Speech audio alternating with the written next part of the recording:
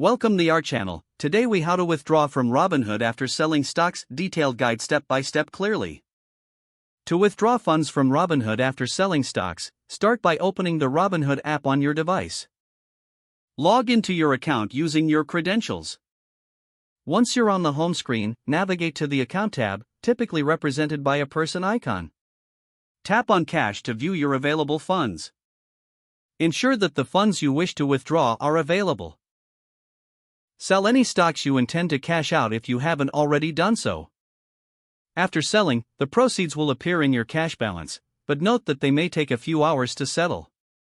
Once your cash balance is updated, tap on Transfer from the cash screen. Select Transfer to your bank for withdrawing funds. Enter the amount you plan to withdraw, ensuring it doesn't exceed your available balance. After inputting the desired amount, tap on Continue to proceed. Choose the bank account where you want the funds to be deposited.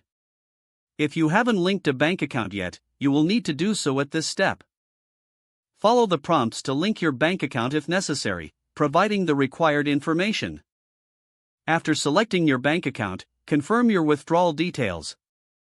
Review the transaction details to make sure everything is correct. Once verified, tap on Submit to initiate the withdrawal. You will receive a confirmation message indicating that your request is being processed. Withdrawals typically take 3 to 5 business days to complete. You can check the status of your withdrawal in the History section of the app. Be aware of any potential delays or processing times that may vary based on your bank. Once the funds arrive in your bank account, you can freely use them as you wish. If the page does not load, refresh the browser or try again in a private or incognito window. Make sure you are using the correct email address, then retype it carefully to avoid small typos. If your password is not accepted, use the reset option and create a new strong password you can remember. Check your spam folder for verification or security emails, then complete any requested confirmation steps. Enable two-factor authentication if available to improve account security and reduce unauthorized access risk. After signing in, review your profile details so your contact information and settings are accurate and current.